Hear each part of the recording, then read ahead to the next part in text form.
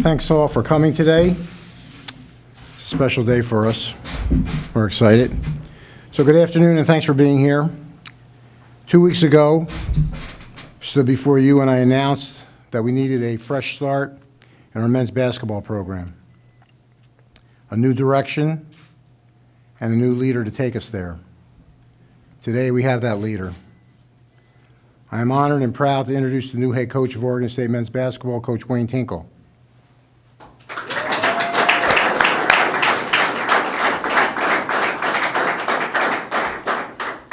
I would also like to introduce Wayne's wife, Lisa, Jocelyn, Ellie, and Trace.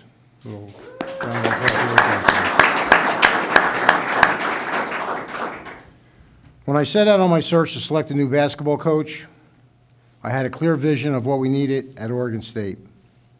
A coach who could recruit student athletes, who could compete at a high level and would earn their degrees.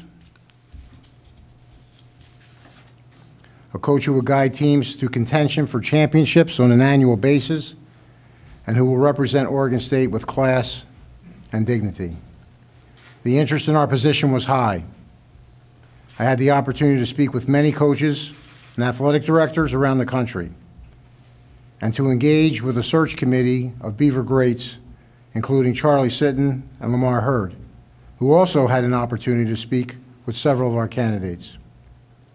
In the end, it was clear to me, to our committee, and to our President Ed Ray, that Coach Tinkle was the right man to take Oregon State men's basketball forward. Wayne Tinkle has won as a player at the high school, college, and professional levels, and has been a Division I coach for more than 13 years, 8 of them as head coach. The University of Montana teams have played in 3 NCAA tournaments. They've also won 3 conference championships and 158 games during his 8 seasons as head coach. But more importantly, Coach Tinkle has the right priorities, the right character, and he is definitely the right fit for the right time at Oregon State. His Beaver teams will play an exciting brand of basketball, and I am confident that they will experience success on and off the court. I'm also confident that our passionate fans will support Coach Tinkle, his staff, and most importantly, these student athletes. Coach Tinkle is working hard to assemble a first-class coaching staff made of tremendous teachers and great recruiters. We look forward to making those announcements in the coming days. As I visited with Wayne and learned about his family through the process, I thought about the successful coaches at OSU: Mike Riley, Tanya Chaplin, Pat Casey, Scott Ruick, Jim Zaleski, and their value system of outworking the opponent, playing with a chip on your shoulder, coaches who are authentic, have great integrity, are firmly grounded, and promote a true family atmosphere. That is our Beaver DNA. That is Wayne Tinkle's DNA. Today is about a fresh start, and I am honored to introduce Oregon State University head men's basketball coach Wayne Tinkle. Thanks, Paul. Let's get a picture.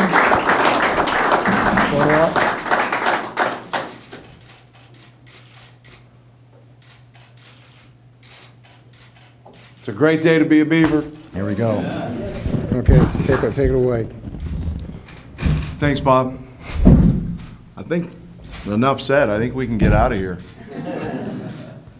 I want to start off by thanking the University of Montana, President Roy Sangstrom, our athletic director, Kent Haslam, my team back in Montana, including my staff of managers, and my administrative assistant, Julie Tonkin, who played an unbelievable role in our success there. The fans, the many friends and supporters there. Obviously, my wife and I both played there, coached there for 13 years.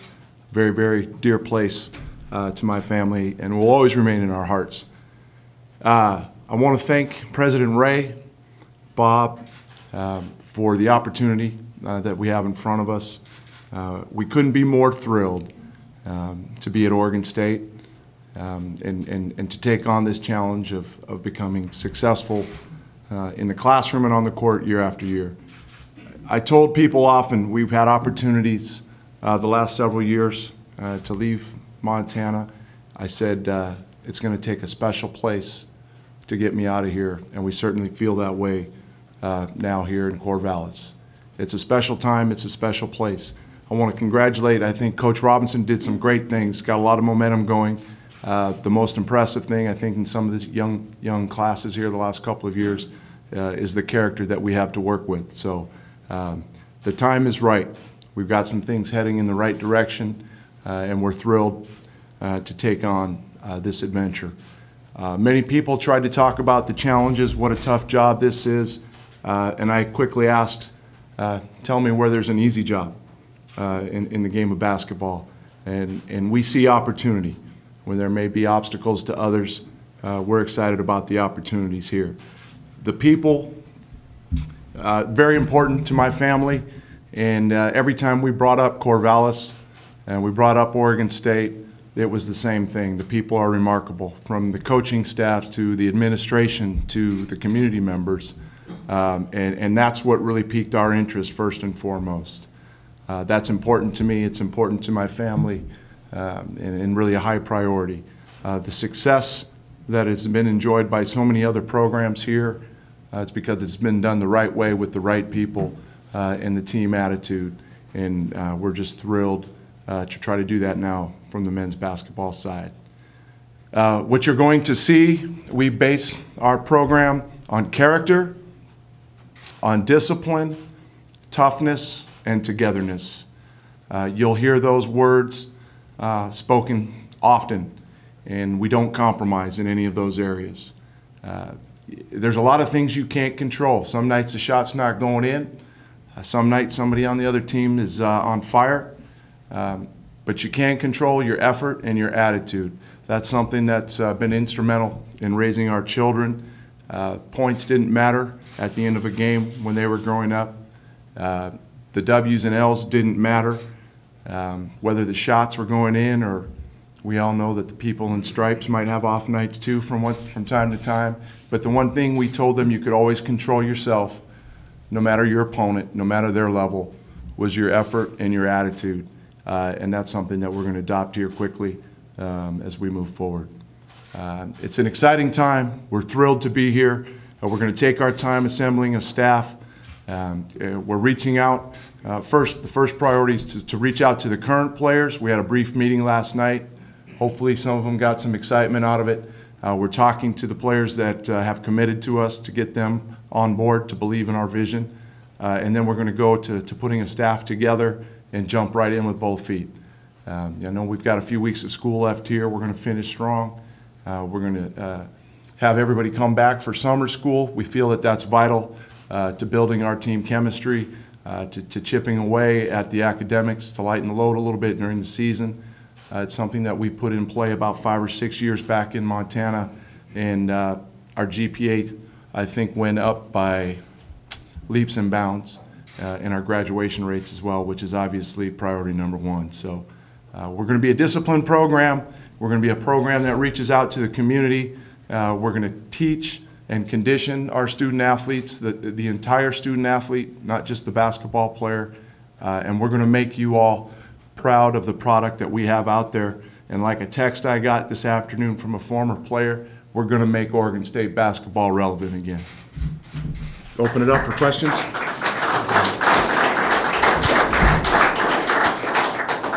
Wayne, Nick Krupke from Fox 12 in Portland. Some people might say, great, he won in the Big 12, Pac-12's, or Big Sky, Pac-12's a different deal.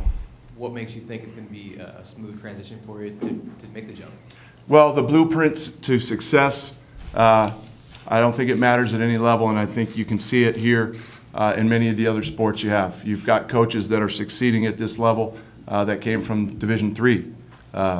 So the things that we believe in, that we mentioned at the start of the press conference, are uncompromised, and I think will lead to success at this level.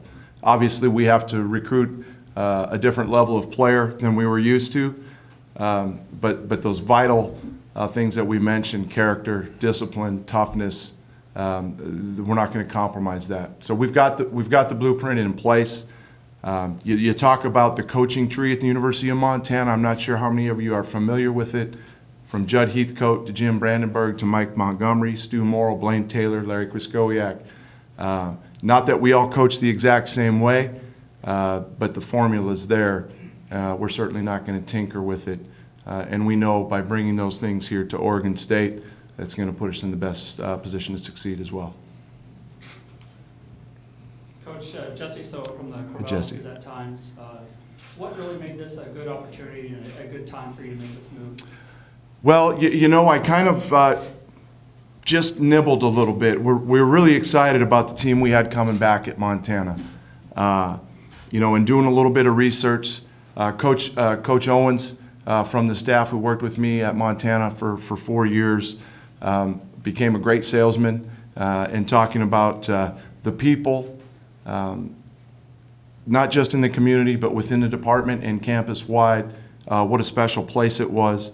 That there was some momentum building in the men's basketball program, and you might say that that's odd because of where we're at today. But the biggest factor in it all was that it was an unbelievable place to work, that environment.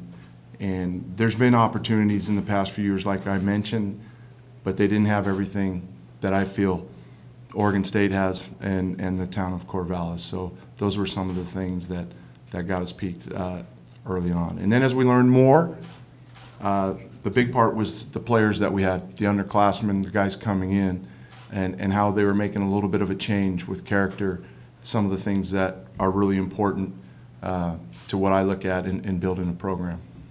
Coach John Warren, 1240 KEJO local Hi, radio. John. What kind of success or feedback did you get when you reached out to some of the recruits?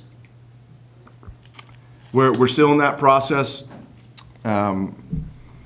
We spent a few hours last night reaching out. We got a commitment right away from Chai Baker and his mother. They're on board, more excited than ever. Gary Payton, the second, same thing. He's on board, can't wait to get here. And we're making ground with the others, and I think we'll be able to announce some good news here in the next day or two. Coach, Tyson Alge with the Oregonian.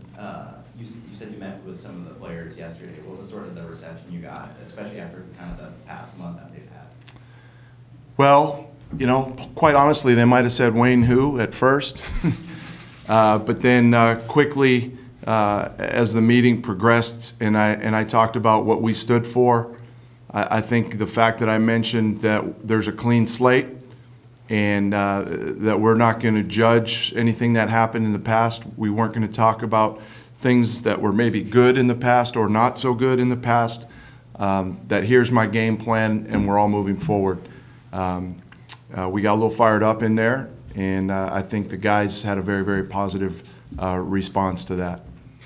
Well, Bob, you had a chance to hire guys with NBA head coaching experience. What made you decide on Wayne? I think he's a proven winner. I think the integrity, but probably most importantly was the fit. As I mentioned before in my opening statement, I think he's got everything all the other coaches have that have success at Oregon State, so I think he gets that. So that was important for me. Coach, Gary Horowitz with the Statesman Journal. Hi, Gary. Hi. Attendance has been down in recent years, and I was wondering, is there anything in particular that you could do to energize the fan base, in particular the students? Besides just win consistently? I really think we need to go after the student body. I think you have to give them a reason to go. You know, people talk about playing an exciting brand of basketball. Well, in a coach's mind, that's winning basketball.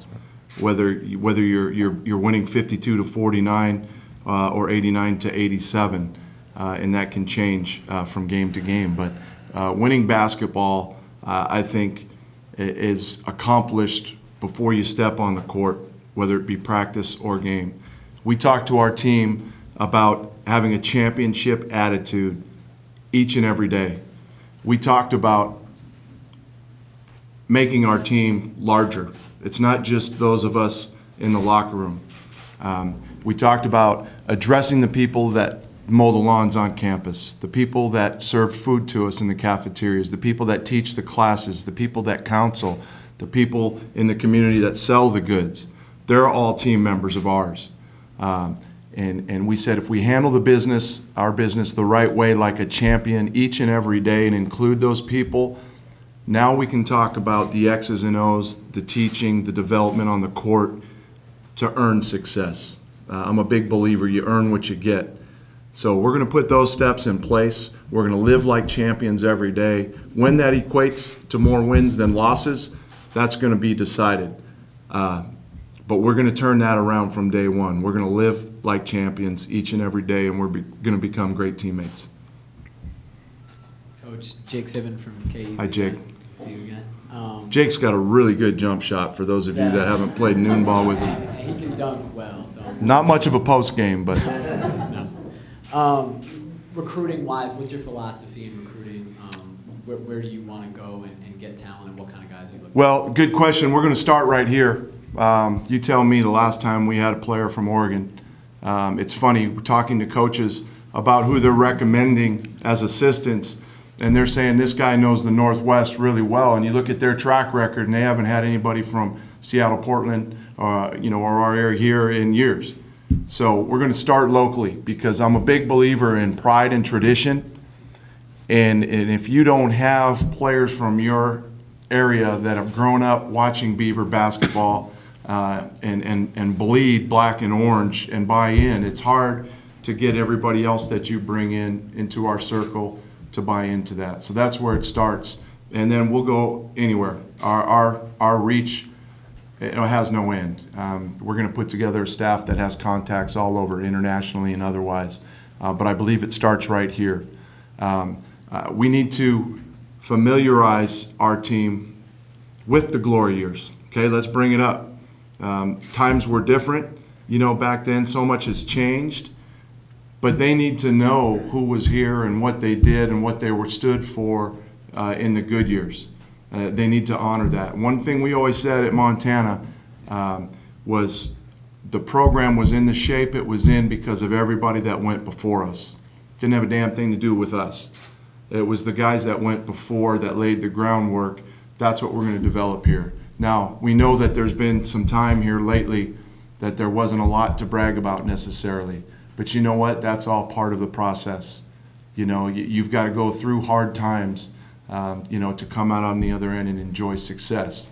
We're going to honor them as well. You talk about, Charlie Sitton and AC and Gary, Brent Berry. We've got some good mutual friends, probably been at some of the same Pearl Jam concerts. Lamar more recently, but we're going to really cherish what they've done and honor what they've done, and then we're going to work our asses off so that they respect the direction we're going as well. Wayne Austin Meek with the Register Guard in Eugene. Basketball is obviously a family affair for you guys. Where did that come from, and how deep does that go for you? Well, Did you just grow look up- over there. It Yeah. came from the mom. Right? That's an easy one to answer. Hell, she's in the Hall of Fame back at Montana. I'm not. So, no, people asked us if we shoved basketball down their throats, from the cradle on, and they were around it a lot. They followed my career. We lived overseas for a number of years. They were there when I was cut from the NBA teams, and so the basketball has just been a part of it. But the neat thing is, and they'll tell you, all we talked about was effort and attitude. So much, the people that never played sports want their son to be the next John Elway, and so they try to develop that. I learned from a friend here soon, if you're a parent and you look in the mirror and you don't see a Division I athlete, guess what? Your kid's probably not going to be one either. But we were blessed with good genes. Kids had great work ethics and did things the right way, and I think that's why they've enjoyed the success they had both academically and athletically. Grady Garrett from the Daily Barometer. Hey, Grady. Coach Robinson coached kind of a unique brand of basketball with the Princeton-style offense, and they ran a lot of zone his early years. I don't think they started playing strictly man until the past couple of years. So what can you tell us about your brand of basketball and what we're expecting? Okay, that's a good question. Offensively, we are a very disciplined team. We like high percentage. I'm an inside-out balance guy. I think you have to get the ball inside. get the defense to collapse to free up your shooters on the perimeter. Spacing is key. You've got to be able to have great spacing and great ball movement so that you can take advantage of your guys that can put it on the floor, get in there and make plays. Statistically, if you look at our teams at Montana, we've ranked nationally in a lot of the categories. Last year was a little bit of a struggle. We didn't have the talent in some positions we'd had in the past, but yet we were in the 95th percentile in offensive efficiency. We turned the ball over less than 11 times a game. I really believe if you get your team to buy in to the defensive end and rebound, then we're going to stay out of it on offense as a staff. We'll teach spacing, ball movement, and unselfishness, and that'll be ingrained each and every day. Now, obviously, out of timeouts, that sort of thing, we'll have some sets, but really, and that's got to be earned. And that's something that we'll teach them early on. But I like an up-tempo style as long as they're not throwing the ball to the guy selling popcorn in the third row. And if they're getting stops and rebounding the ball and being physical defensively, then they're going to be allowed the freedom to go have some fun on offense. So that's it in a nutshell. I'm a changing D's kind of guy, sorry. I don't do anything exclusively. I'm really a big believer, the Mike Montgomery type guys of changing defenses. Sometimes your zone after makes, man on misses. I like to change out of timeouts. If we were in man going into a timeout, come out and get into zone. But it's an aggressive style. We're aggressive when we do those things defensively. We're aggressive on the offensive end as well. You get your guys to buy into that, and really the byproduct is they're going to play their tails off every day and think they're having fun. And that's not anything that will ever compromise. That's a constant. Besides connecting with your current players and recruits and putting a staff together, what are some of the other duties of your job you'll be involved with in the next couple of weeks to kind of hit the ground running? We've got to put some plans in place. July's right around the corner, big recruiting time. You know, the other thing is we still got to try to figure out where we're at with scholarships, and a lot of that's going to be dependent on who stays on board, you know, so on and so forth. I know next year, you know, with the recruiting class currently, you know, there won't be any seniors or any scholarships available. So we're going to have to do some forecasting there. You know, we've got a lot of issues to do administratively with, you know, budget concerns, or not concerns, but, you know, getting dialed in there to see what direction we can go and how we have to plan. I really want to get around campus. I want to get to know as many people as I can to let them know that we're here for them. And I'm excited to be part of this team. I've been a part of, you know, some departments where some sports, you know, kind of felt like they were the reason anybody else existed. And that was another part of what really attracted me to Oregon State, was how grounded everybody was. Bob mentioned that in his statement, and it's going to be exciting to dive in with both feet here and let everybody know that Oregon State basketball is going to be as active on campus and in the community as anybody else. Any more questions? Thanks, Coach. All right, thanks a lot. We look forward to it. Sure appreciate it. Good